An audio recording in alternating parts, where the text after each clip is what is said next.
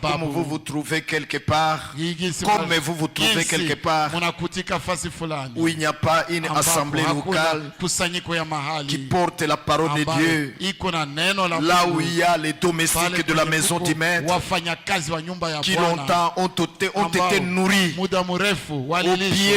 au pied du Seigneur, au travers du serviteur fidèle et prudent, parce qu'il a cru au message de l'heure que Dieu a envoyé au travers de frère Branham, kwa sababu waliamini kuujumbe wa sahi au wa hizi siku yenye Mungu alituma pamoja na ndugu Branham.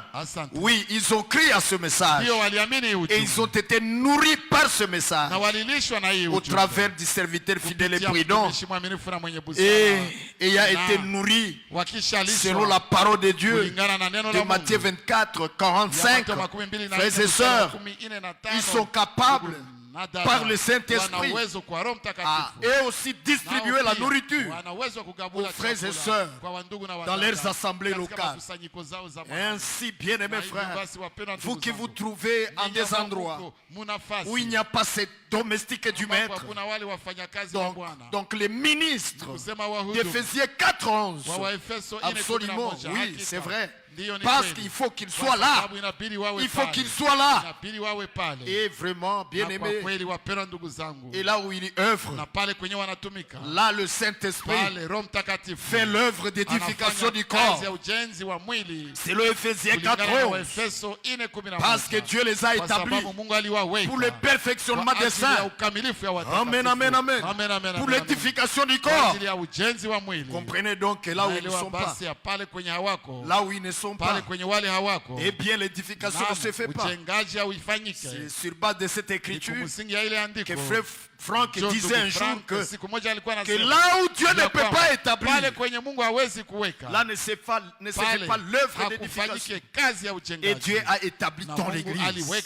Premièrement les apôtres, secondement les prophètes, troisièmement les docteurs. Oui, là où Dieu ne peut pas les établir, là où Dieu n'a pas établi ces 5 ministères, il ne se fait pas l'œuvre d'édification du corps. Et donc, bien-aimés, frères et sœurs, pour le souci de notre salut, pour le souci de notre salut et de notre préparation, nous ne restons pas dans une assemblée. Nous ne restons dans aucune assemblée où il n'y a pas de ministère. Ça n'a pas de sens. Ça n'a pas de sens. Alors, mon micro, vous l'avez encore rectifié, je ne sais pas pourquoi. Que le Seigneur bénisse au nom de Jésus. Que le Seigneur vous bénisse au nom de Jésus. Oui, là où il n'y a pas de ministère. Eh bien, Éphésiens 4, 11 jusqu'à 15 ne peut pas être accompli. Et si ce n'est pas accompli, et donc là il y aura qui sera prêt.